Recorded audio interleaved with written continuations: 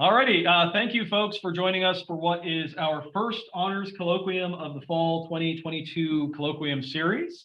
Very excited. I will get out of the way quickly, but I'm very excited to introduce my colleague, Dr. Kathy Lease, who's an associate professor of educational leadership here at Texas A&M University-Texarkana.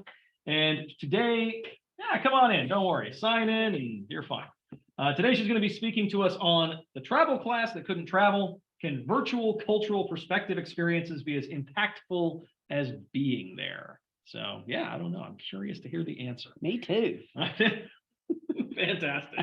I will get out of the way and take it away, Dr. Lease. Thank you. We're going to hope this advances appropriately. There we go. First of all, let me give you a little context to set this talk in. I teach in the doctoral program here at A&M Texarkana, and I teach in the superintendent certification program. So it's basically a K-12 kind of focus, but we also do higher education and other elements involved, but it's an education focus in this program. This particular class is part of the doctorate program, and it was designed this way when I got here. It is designed to be experiential learning, having experiences, not just sitting and listening and taking notes, but to actually be out and have experiences. And we want students to examine and explore and understand lots and lots of current issues.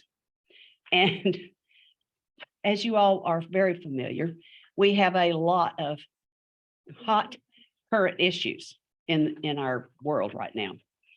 So you can't just jump in the car and go see something. You have to have some understanding and some context for what you're going to see. So I use a lot of archival video, artifacts, current events, books, articles, all kinds of things to be sure that my students are familiar with the situation and what it is that we're going to study. The book we've used the last 2 times is this 21 Trends for the 21st Century by Gary Marks. And it was written by an educator, which kind of drew me to the book. And in it, he identifies 21 things we really need to focus on to be successful as we move through the 21st century. The second semester, I added another book, Is Everyone Really Equal? And its focus is on social justice. So what was going on in 2018, 2019? Where were you all? What were you doing in 2018, 2019? How many of you were still in high school? Okay, rock on. I wasn't, but a lot of things were going on. Democrats won the House back. There was a humanitarian crisis in lots of different parts of the world. A lot of adversarial relationships going on with folks who, are you an ally? Are you a foe? The Me Too movement, do y'all remember that? That got started. Lots of climate changes and the trade wars were heating up, Is China going to trade with us? Are we going to trade with them? What's happening there? 2019 rolls around and we still have lots of geopolitical problems with a lot of different people. The crises in Central America are still hot and heavy, which is creating a lot of migration, immigration issues from that part of the world. And the Amazon is burning and President Trump is impeached. Protesters begin to find their voices. So think about this in 2 chunks. The 2018-2019 events are what framed the first cohort's trip. So our students work in cohorts. So cohort 2 was in the 2019 timeframe. Cohort 3 was in the 2020-2021, say all that 10 times fast, cohort, okay? Who can think right off the top of your head what was going on in 2021?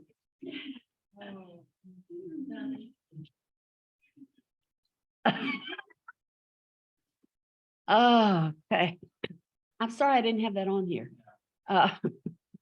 Okay, lots of things changed for all of us in 2020 and 2021.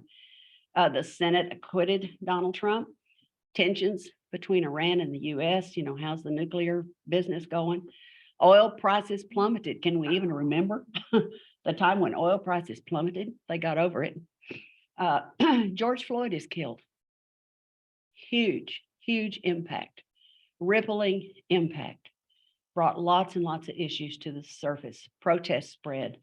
A lot of catastrophic climate events, hurricanes, floods, wildfires, lots of things going on.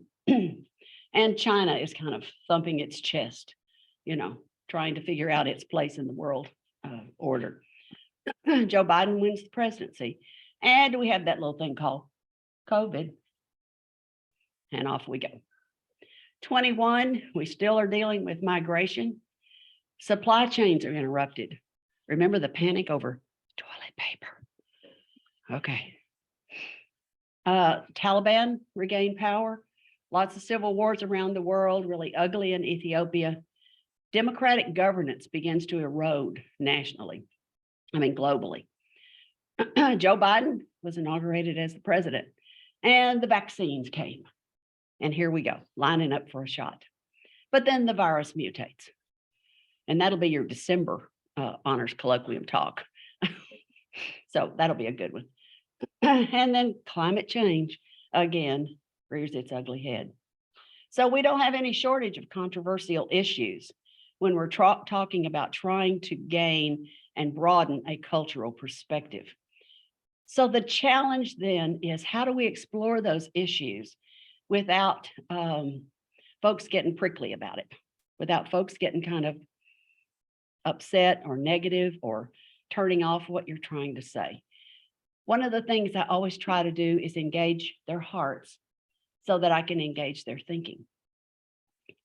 And initially I decided to focus on things that are pretty much in your path, things that you can relate to. Maybe you can't relate to China thumping its chest, but you can relate to hunger around you or poverty around you.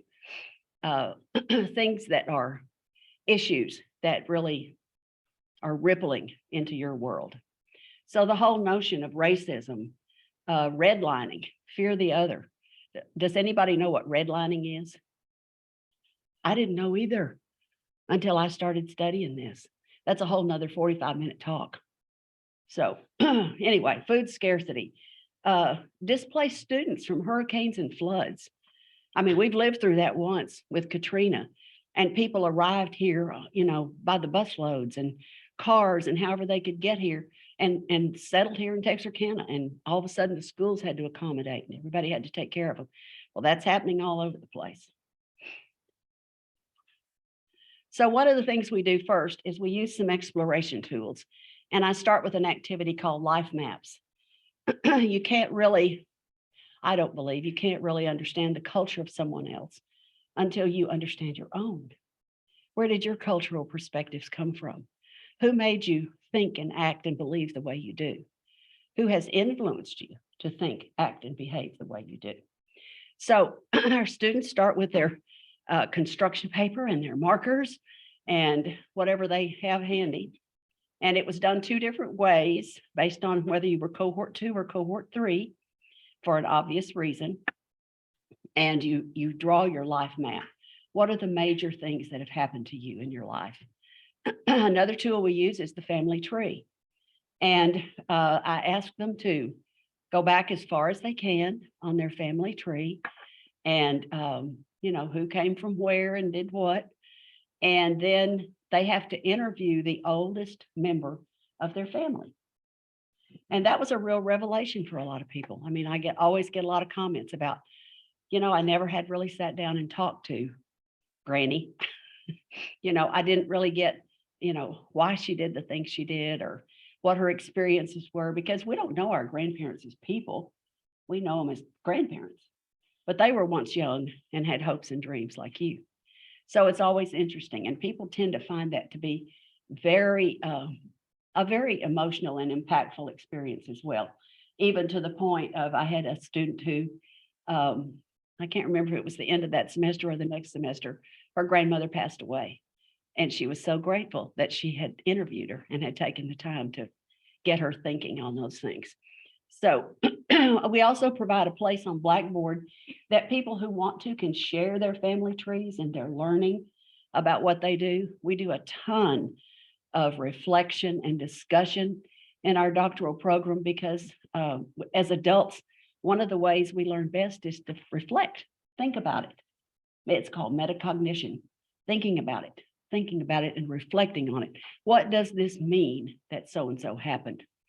If you've not exposed yourself to StoryCorps, you might look that up. It's a great place. And they've got tons of interview questions and things that you can use. So, okay, it's 2018 and it's fall semester and we're planning the trip. And so one of the things it says in our program is that there will be travel, either international, national, or regional. Well, my folks are all working folks, and they didn't really have the money or the time to do international travel. So that's off the books. Is somebody letting them in? Okay, thank you. And so we had to find a location that was going to meet all the objectives for learning that I had for the course. And it was going to be close enough that we could do it in the amount of time they had said they could get off work and they could go do this. So where did we go? This is the audience participation part. I need a drum roll, please. Arkansas. Wow. Well, it was a real hoot in the beginning because I take a lot of grief because I am an Arkansan. I do cross the border to come to work over here.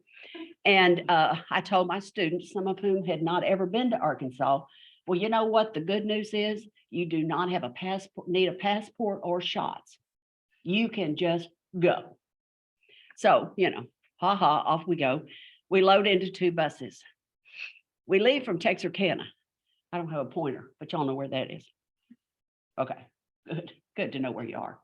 Okay, so we leave from Texarkana and we go up and over and over and back down. Does anybody have any idea what where that star is on the right-hand side? Welcome to Arkansas.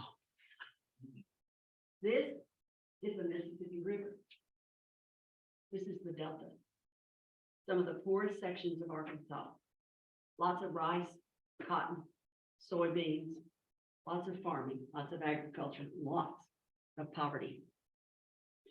It's the location of 2 Japanese internment camps that were established during World War II.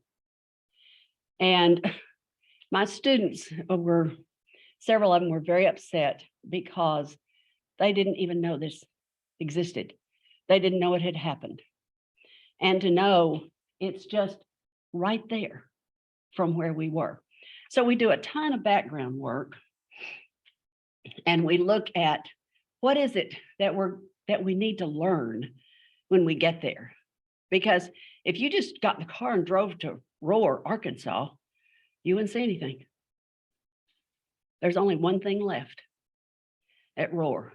There's only one thing left at Jerome. So you've got to know, you've got to understand the history, and you've got to begin to understand the culture. And can you walk in the shoes of those people who were displaced from their homes? Everything they had was taken from them, and they were forced into these internment camps in the USA. So people are going, So there's a little something to think about. So we do a lot of video, artifacts, whatnot. By using historical events to introduce blatant racism and prejudice, it really allows us to examine the issue without quite as much, emotional angst, I guess, about it. Because all of a sudden it's like, it doesn't make sense. Why did we do this? Well, a big reason we did it was fear of the other. People were afraid. They were afraid of the Japanese. What happened? World War II. Pearl Harbor. Oh, they're going to side with the homeland. They're going to come get us. We better round them all up and put them in one place. Okay, so that was one issue we dealt with. Another fear of the other thing had to do with racism and integration. And we studied the Little Rock Nine and the integration crisis at Little Rock Central. And we used a lot of video, archival video, and followed the struggles of these 9 kids, just a little bit younger than you, who had to go integrate Little Rock Central. And so my students know all these videos. 2 of my students are here, and periodically as I'm talking, I'm seeing them go, They were cohort 3, so they're going to have an interesting perspective for you. We did a lot of work also in the whole notion of urban renewal, redlining, how people go in and tear up an entire community and displace everything people have for the economic advancement of a community. So one of the questions being, who pays the price for change?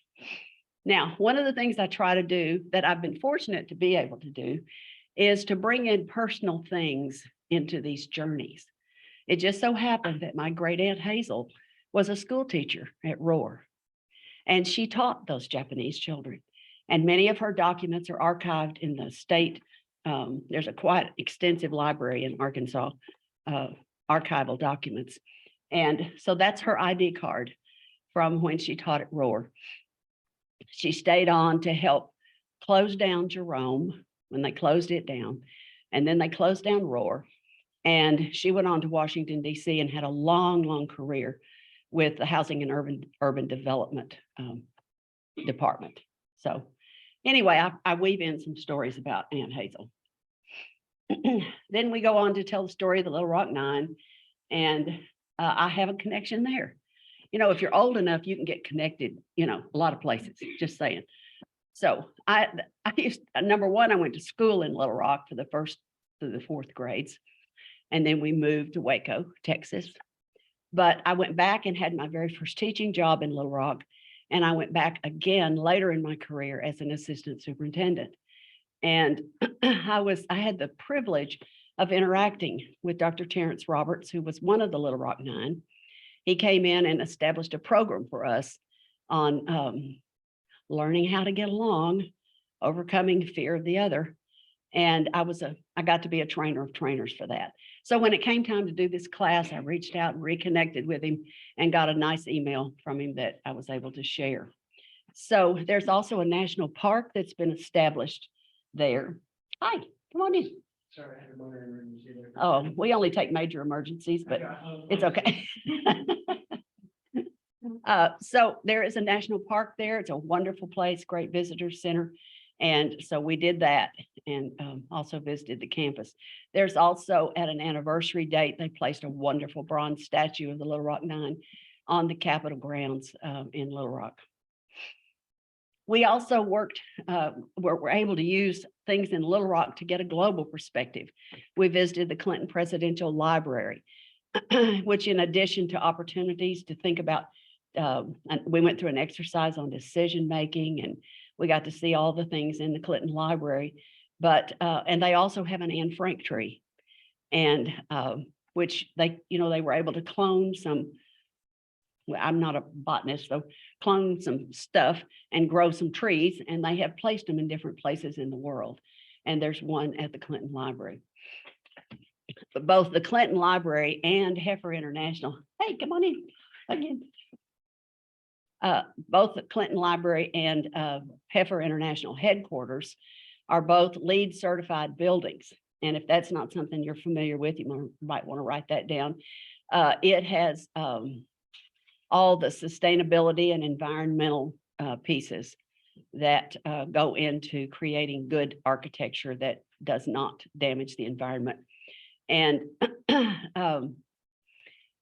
Heifer International, again, if that's an organization you're not familiar with, you might want to look it up. They have a worldwide program to fight poverty and to raise communities up out of poverty by giving them sustainable means to make a living.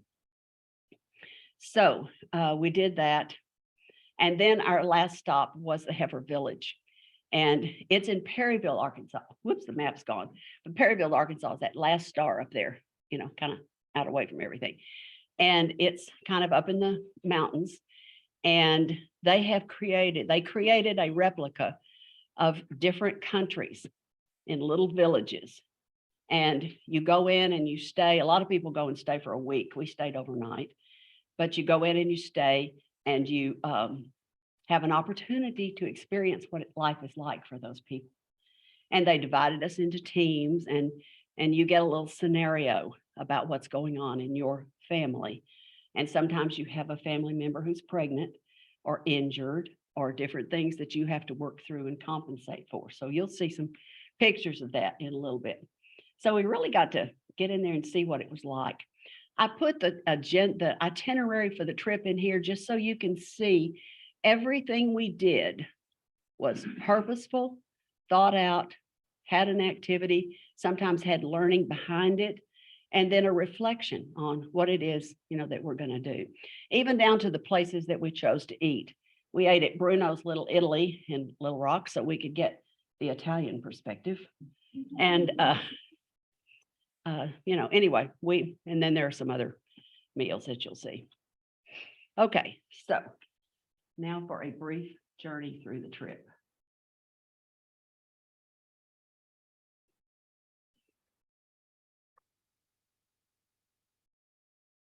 This is the cemetery at Rower.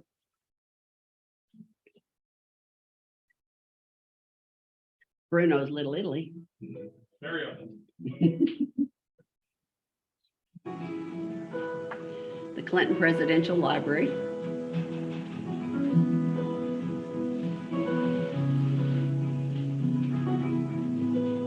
This was our decision-making exercise about Kosovo.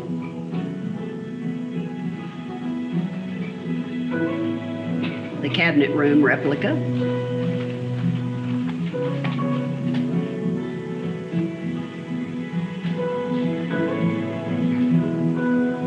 They let us have lunch in the foundation boardroom, made us feel very special.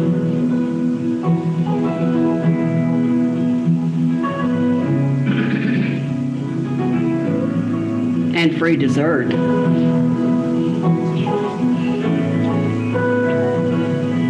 The restaurant's named 42. Can you imagine why?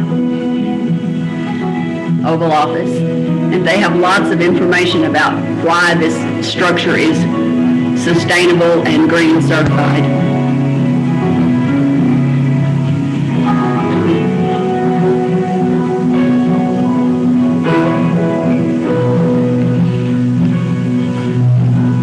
There's the Anne Frank tree.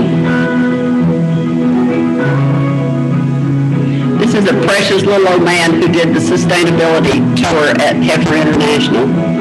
We learned about how they gather the water and recycle it and use their solar energy and all the things they do to. They recently sold this building to a college. This is the information we got at headquarters. This is the service station across from Little Rock Central. Sculpture on the grounds. And there's Little Rock Central. It covers a whole city block. My parents both graduated from high school there.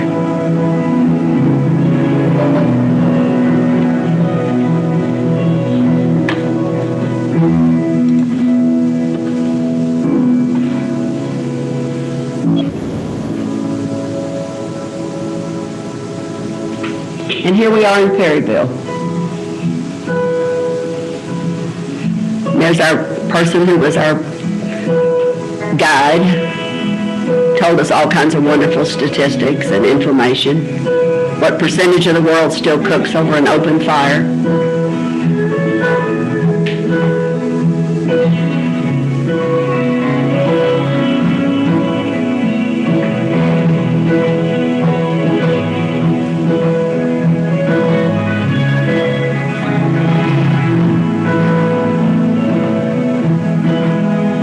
We had some classmates who had never cooked over an open fire. We we had some folks that got really hungry.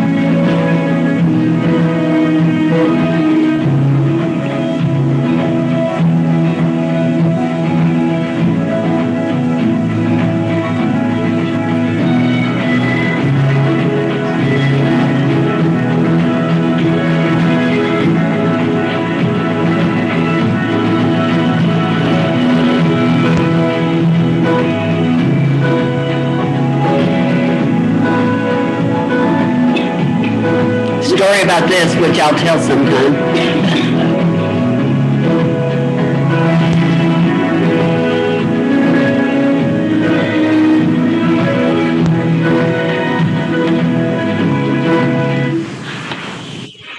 So you can see it, I hope you can see through all this, that it was quite an impactful event for them, very emotionally charged. We had Cohort 2 had what I love to call the special sauce.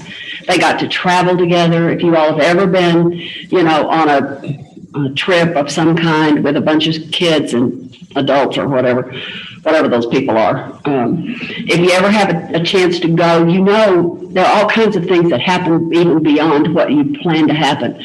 It's the coming together. It's the getting to know each other. Lots of rich discussions late into the night. Lots of fierce conversations about disagreements, about what we were learning and the impact it was having, but lots of laughing together and lots of creating very strong relationships.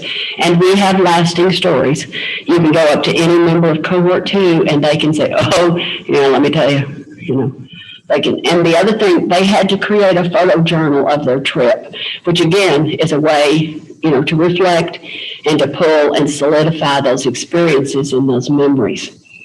So Cohort 3, bless their hearts, oh my goodness, we have COVID. And I was fortunate enough to develop, have the opportunity to try to develop an interesting 6-hour Zoom meeting, because we meet together once a month and we couldn't meet together. We had to meet on Zoom. So, Jenny and Jennifer, did we do it? Okay, they dare not say otherwise. But we tried, we really tried. And so the challenge was, how do we take this same powerful curriculum and make it relatable, make it impactful, create an experience for them that will also be memorable and perhaps in some ways transforming. So here we go. It's really important to choose the right videos, to choose the right archival documents, to choose the right articles and so forth.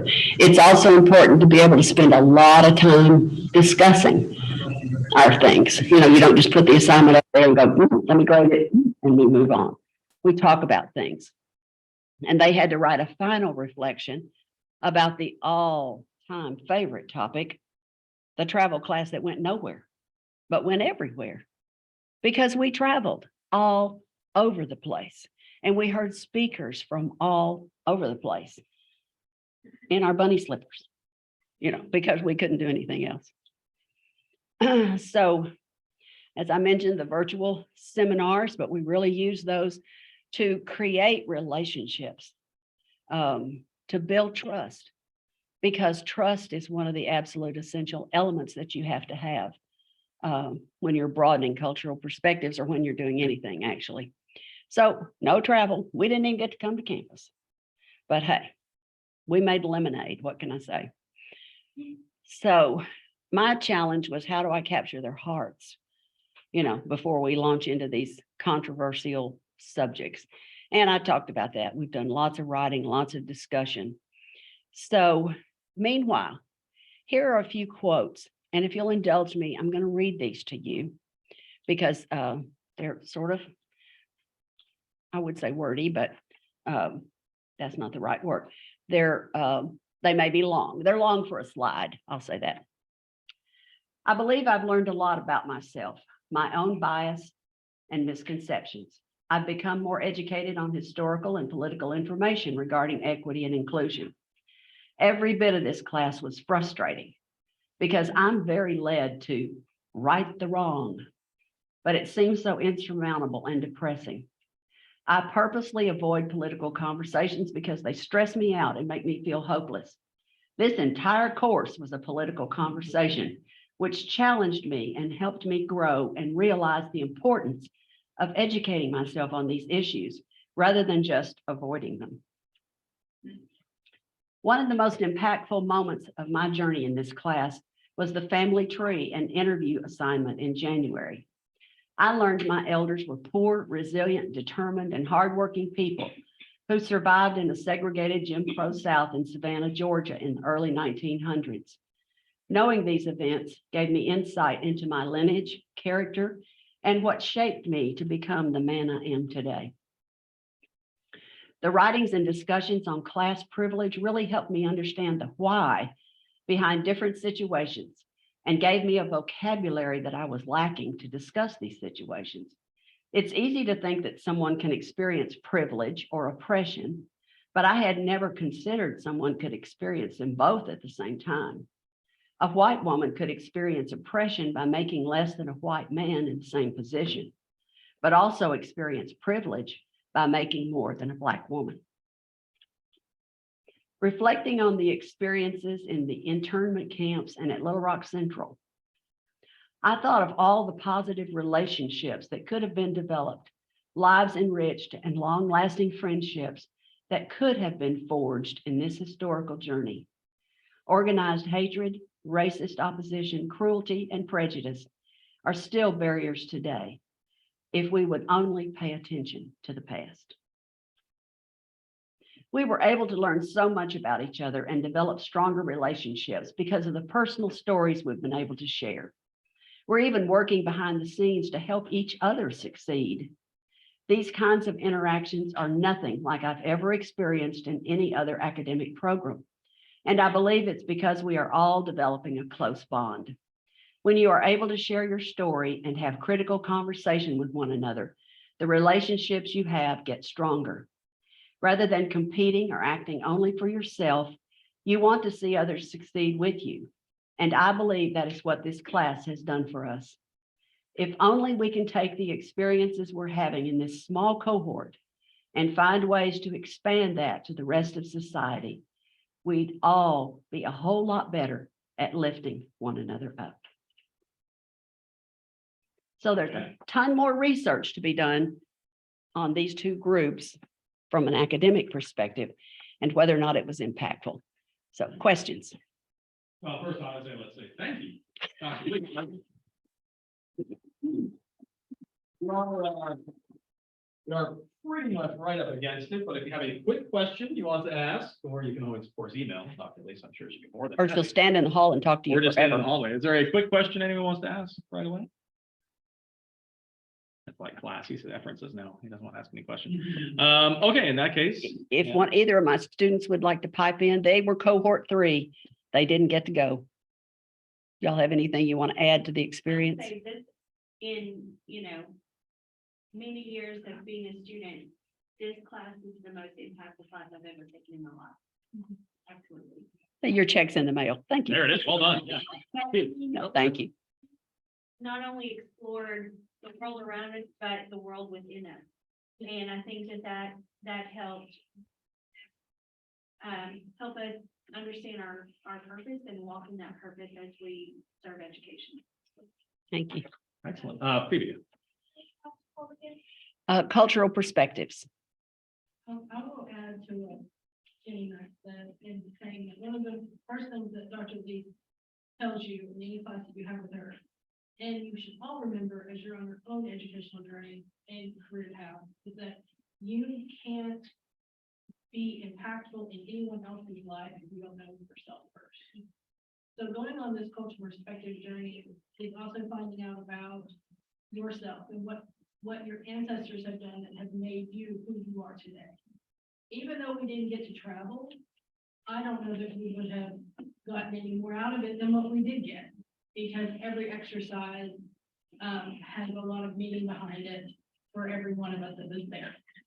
So anytime you have the chance to do that and to look within yourself and your own culture, It's amazing. It was wonderful. Thank you, Jennifer. Okay, excellent. I just Uh, wanted to say that I was there, I didn't be Well, really. It's okay. We're just keeping the music folks out in the hallway. It's not a big deal. And I hope I get to, organize that. Finally, faculty being productive. That's what I like to see. Amen. And I didn't do all the pre-work because I wasn't in the class, but I was part of it along with the students. And learning about these places and then going to them, it felt like when we went to Roar, it was very sacred ground.